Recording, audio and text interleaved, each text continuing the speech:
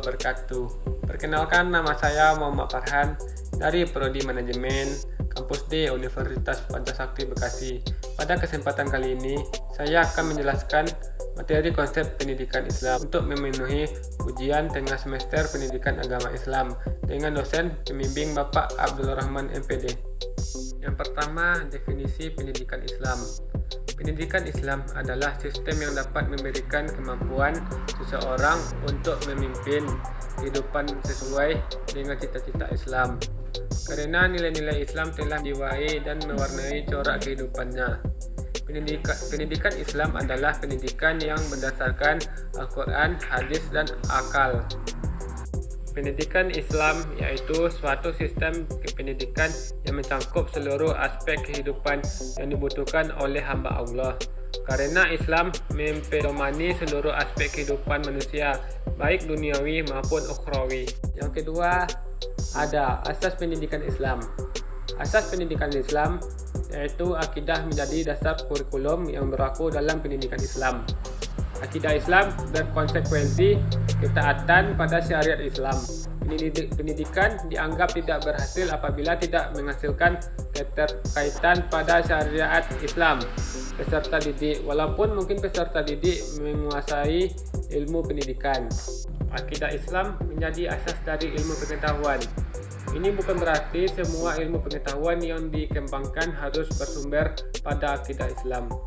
Yang dimaksud adalah akidah Islam harus dijadikan standar penilaian. Ilmu pengetahuan yang bertentangan dengan akidah Islam tidak boleh dikembangkan dan diajarkan kecuali untuk dijelaskan kesalahannya. Yang ketiga, ada tujuan pendidikan Islam. Tujuan akhir pendidikan Islam pada hakikatnya adalah realisasi dan cita-cita ajaran Islam itu sendiri yang membawa misi bagi kesejahteraan umat manusia sebagai hamba Allah yang lahir dan batin dunia dan akhirat. Rumus hasil keputusan Seminar Pendidikan Islam se-Indonesia tanggal 7 sampai 11 Mei 1960 di Cipayung, Bogor, bahwa tujuan pendidikan Islam adalah menanamkan takwa dan akhlak serta menegakkan kebenaran dalam rangka membentuk manusia yang berpribadi dan berbudi luhur menurut ajaran Islam. Rumusan yang ditetapkan dalam Kongres Sedunia tentang Pendidikan Islam bahwa tujuan pendidikan Islam adalah menumbuhkan pola kepribadian manusia yang bulat melalui latihan kejiwaan, kecerdasan otak, penalaran, perasaan, dan indera yang sesuai dengan ajaran Islam. Selanjutnya nomor 4, metodologi pendidikan Islam. Metodologi pendidikan Islam terbagi atas 6. Yang pertama, metode mutual education atau metode mendidik secara kelompok. Yang kedua, metode bimbingan dan penyuluhan. Yang ketiga, metode pemberian contoh dan teladan. Dan keempat, metode diskusi. Yang kelima, metode soal atau jawab. Dan yang keenam, metode targhib dan terhib. Yang kelima, konsep pendidikan dalam Islam. Agar konsep dan praktek pendidikan Islam tidak salah arah, perlu disusun sesuai fitrah manusia, fitrah alam semesta, dan fitrah munazalah, yaitu Al-Quran. Jika proses pendidikan itu berjalan sesuai fitrah, maka akan menghasilkan rasa berkeadilan dan bersikap adil. Adil dalam Islam berarti meletakkan segala sesuatu pada tempat makamnya.